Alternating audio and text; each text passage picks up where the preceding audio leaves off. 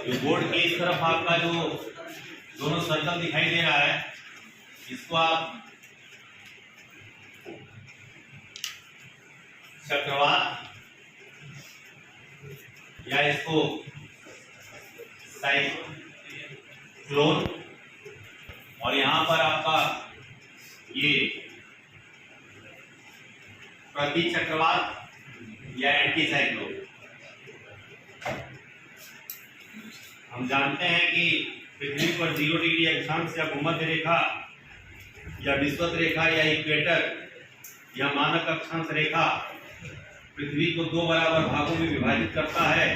अतः उस विषुवत रेखा से उत्तर में स्थित समस्त पृथ्वी के क्षेत्र को उत्तरी गोलार्ध कहते हैं, और विषुवत रेखा के दक्षिण में स्थित पृथ्वी के समस्त क्षेत्र को दक्षिणी गोलार्ध कहते हैं।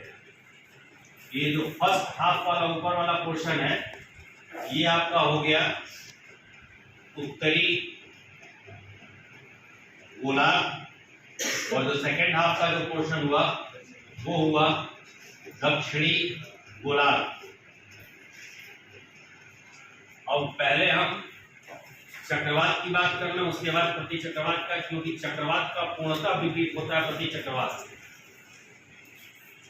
जो आपको ये सर्कल दिखाई दे रहा है, इस सर्कल का जो केंद्र बिंदु है, सेंटर जो है ये है, इसका भी ये है। कभी भी जो चक्रवात होता है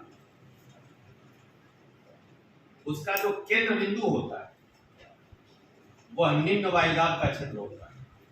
और इससे पहले आप कल की क्लास में, इससे पहले की क्लास में उच्च वायुदाब पेटी, निम्न वायुदाब पेटी या हाई एयर प्रेशर बेल्ट और लो एयर प्रेशर बेल्ट का आपने अध्ययन किया है। और कल और परसों की क्लास में हमने आपको ये भी बताया था कि जब भी पवन प्रवाहित होती है तो वो उच्च वायुदाब पेटी से निम्न वायुदाब पेटी की ओर या हाई एयर प्रेशर बेल्ट से लो एयर प्रेशर बेल्ट।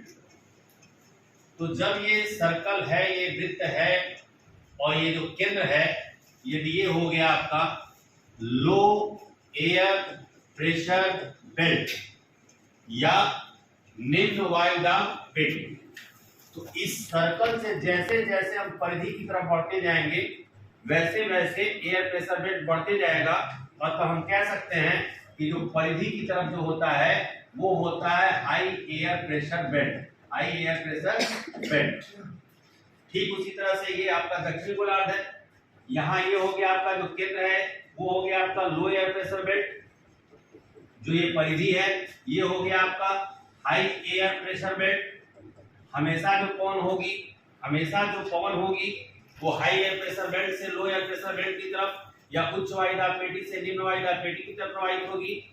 लेकिन इसमें बेटर कॉन्सेप्ट ये है कि इससे पहले हमने आपको कोरियोलिस फोर्स और फेरल का नियम बताया, और जब कोरियोलिस फोर्स और फेरल का नियम बताया है तो वहां जरूर हमने कहा है कि फेरल महोदय ने नियम दिया कोरियोलिस बल के आधार पर कि उत्तरी गोलार्ध में कोई भी पवन चलेगी तो अपनी दिशा से दाईं ओर, और दक्षिणी गोलार्ध में चलेगी तो अपनी दिशा से बाईं ओर।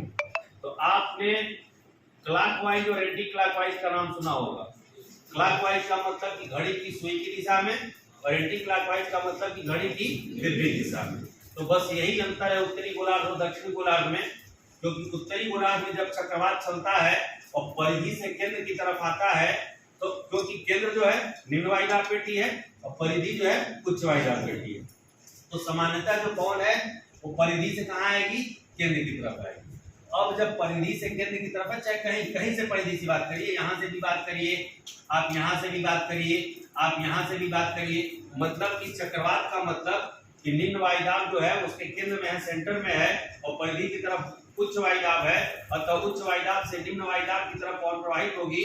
और फेरल का नियम कहता है कि उत्तरी गोलार्ध में जो भी पवन चलेगी अपनी दिशा से दाईं ओर क्या कर जाएगी, मूव कर जाएगी, दाईं ओर क्या कर जाएगी, चलिए। तो जब दाईं ओर मूव कर जाएगी तो चक्रवात का ये विशेष नियम है कि उत्तरी गोलार्ध में जब चक्रवात चलता है अर्थात परिधि से केंद्र की तरफ चलता है तो वह वामावर्त दिशा में होता है। वामावर्त का मतलब एंटी क्लॉकवाइज, एंटी क्लॉकवाइज।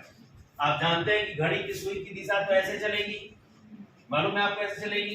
अब जब वामावर्त हो गया तो इस कंडीशन में यहाँ से जब पवन चलेगी तो ये आपका क्या हो गया, वामावर्त हो गया, ये आपका क्या हो गया, वामावर्त हो गया।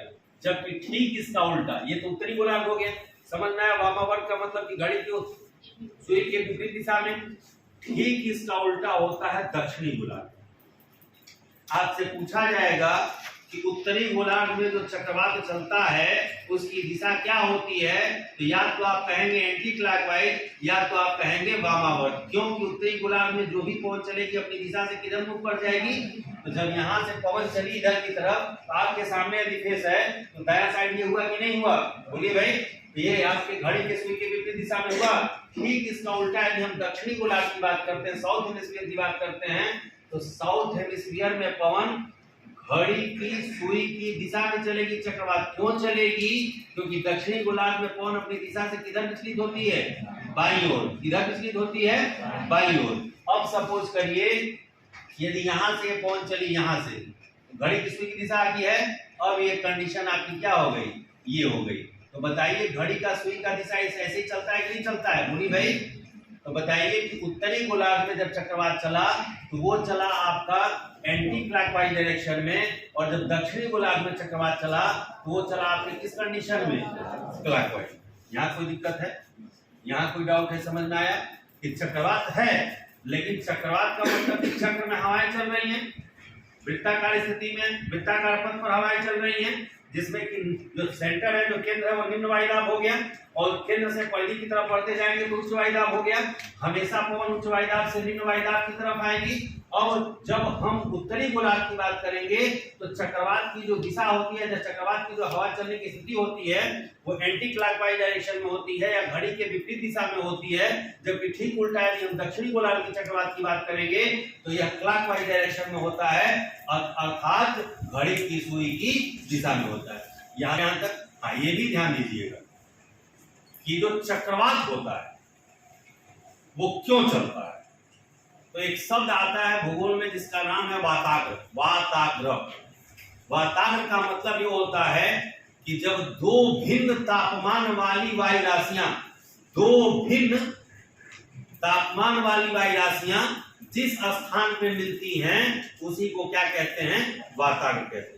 तो चक्रवात वहीं चलेगा या चक्रवात की उत्पत्ति वहीं होगी जहां पर वाताग्र होगा। वाताग्र का मतलब कि दो भिन्न तापमान वाली राशियों का वहां क्या हो रहा है, मिलना हो रहा है। तो चक्रवात के साथ कंडीशन है कि चक्रवात की उत्पत्ति वहीं होगी जहां पर वाताग्र होगा, अर्थात यदि वाताग्र नहीं है तो फिर वहां चक्रवात नहीं चल सकता है। ठीक इसका उल्टा है, प्रति चक्र में, तो प्रति चक्रवात के कंडीशन में चक्रवात के पूर्णतः विपरीत होता है।